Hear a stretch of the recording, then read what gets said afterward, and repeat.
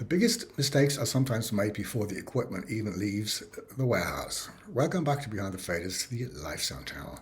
I wanted to make a video about prepping, and then I thought, why not first make a video where I tell you a story about how bad it can get if the prepping is poor. And it's a real story, I'm not making this up. Last summer, I got asked to do a gig of a kind that I never wanted to do again. It was a cover band in a tent on a fun fair, playing from 8 o'clock in the evening until 2 o'clock in the morning. And my first reflex was, of course, no. But then I still said yes for three reasons. First reason, that location was near my birthplace. And I thought it might be a nice idea to go there one day ahead and spend some time in my birthplace, hang around a little, have a nice Italian dinner, and then the next day go there and do that gig. Reason number two was it took it as a kind of challenge. Can I even still do this without collapsing or going mad or anything?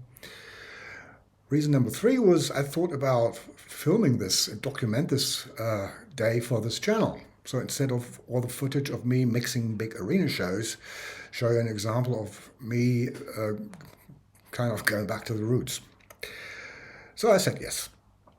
And I asked for some details. And the guy who I had on the phone was the boss of that company, but he was not that much of a sound guy. But he said, yeah, look, you will have a DM7 for front of house, and the band will mix their own in-ears with a tablet. I said, oh, great. Are they using a separate desk, or are they mixing on a separate set of channels on my desk? And he said, yeah, they will be using your desk. And I said, okay, fair enough.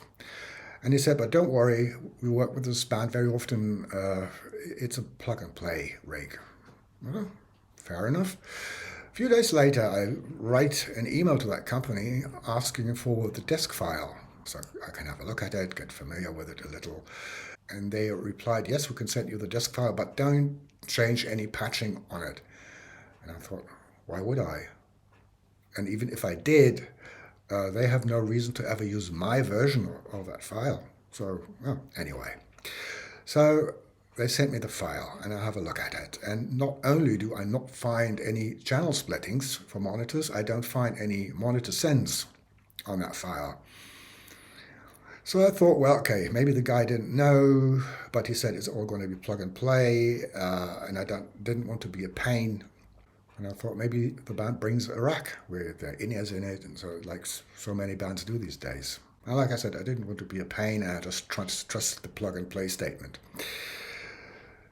So one day before the gig, I drove to my birthplace and had a nice day there and had a nice dinner. And the next day I drove to the hotel near the location, where I even filmed an introduction to that video I was going to make. And the plan was that a guy from the company with a van with the equipment would pick me up there. So I get a phone call, and the guy's in front of the hotel. It's a young fellow, and while we're driving to the location, I asked some questions like, so first of all, what's your role in this? What's your job? He said, well, I'm supposed to help you as long as you need help, and then all I have to do is really run some video content during the show. Okay. And are you familiar with this rig? He said, not really. And I said, were you part of the prepping? And he said, no, but the Wells promised me it will all be plug and play. Fair enough. So we get to the location and we have a look inside the tent. All looks very nice. Big PA, loads of subs, because in a tent is a so-called passive membrane, so you need a lot of subs to get a proper low end. And then we'll meet the guy from the local company. And the first thing we learn is there will be another band. So there will be two bands playing alternating sets. And I think, okay, whatever. So is it going to be with like one band stage right and the other band stage left? And they said, no, there will be a mixed setup so both bands can use the entire stage while they play, which I understood. So we start unloading the gear, and I found my DM7, and I find a Midas M32 with a data card inside. And I said, is this probably going to be the monitor desk? And he said, yeah, I guess so. So, and the plan was we get everything out of the way that takes two people. So from then on, I can pretty much do the stuff on my own.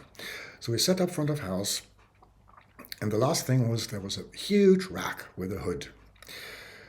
So we opened that big rack, and I'm standing in front of it, and I see a lot of wireless stuff. Sure receivers, sure transmitters, antenna splitters, all that stuff. And a lot of it. It was like maybe 10 receivers and 6 transmitters or so. And the other guy was, of course, behind the rack. And he looks at it and goes like, uh-oh. And I'm like, what? So I go around the rack, and it was completely naked. Not a single wire was plugged in, not even power. At that second, I started to doubt the plug-and-play statement. But again, I thought, whatever, okay. So I tried to find cables to wire up this rack. And then I had to find out, because sure receivers can be part of a data network. But so I didn't know if I was supposed to include these devices into the data network or wire them up with analog cables. And I had no paperwork as well, so no input list or anything. So I had to go to front of house, switch on the desk, and check the patching.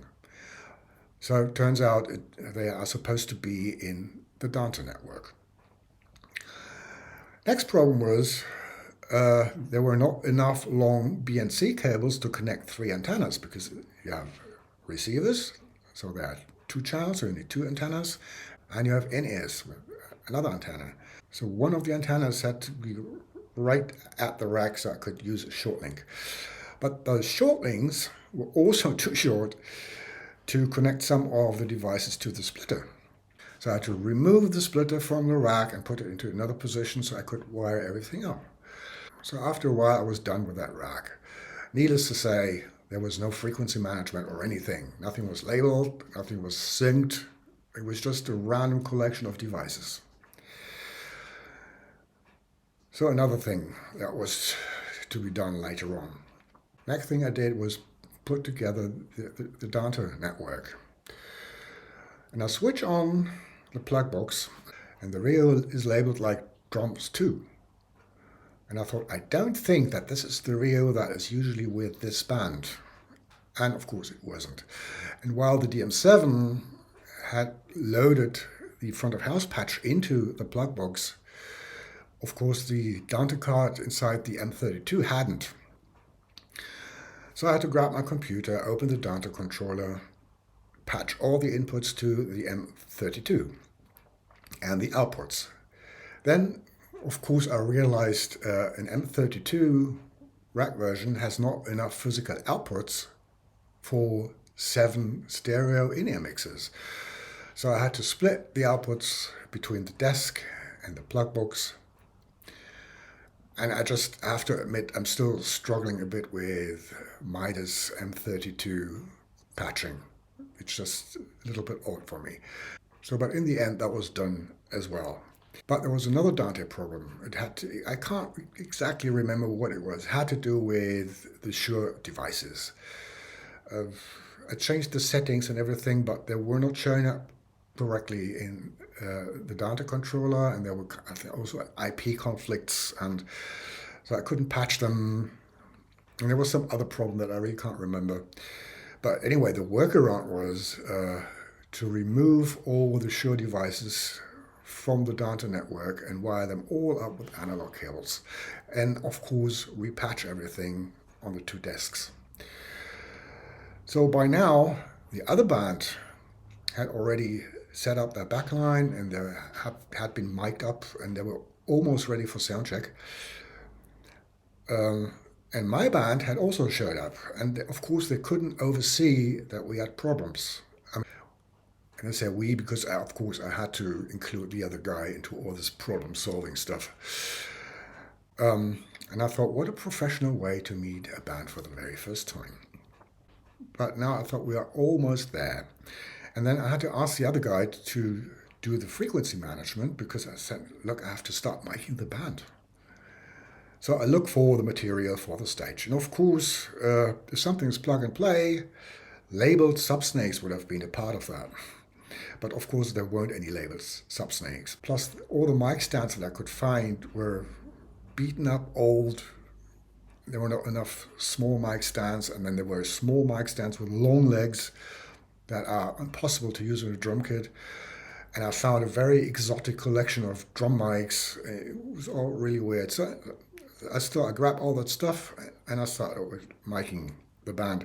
And the other problem was, of course, there were two bands, and I didn't know my band or their equipment. So I had to look for which bass rig is mine and what keyboard rig is mine.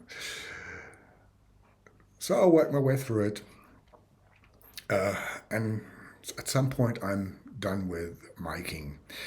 And the guitar player comes up to us and shows us a list. And said, "Didn't you get this list?" And I look at it and said, "No." "Yeah, that's the Dante patch." And he said, "We better double check, right?" I said, "Yes." So, but now the other band starts sound checking. So I was fortunate enough to find a long network cable. And with that long network cable and my computer, we go all the way back to the backstage area at the very back of the tent where it was not quite as loud, and went through this patching.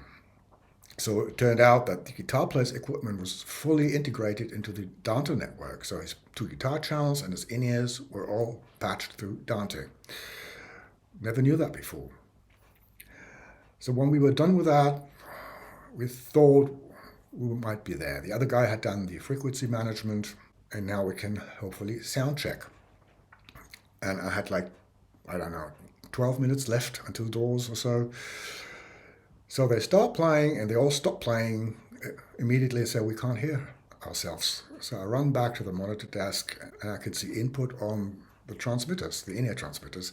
But then I realized, since I'm not dealing with monitor equipment very often, I forgot to switch on the wireless transmitters on the devices.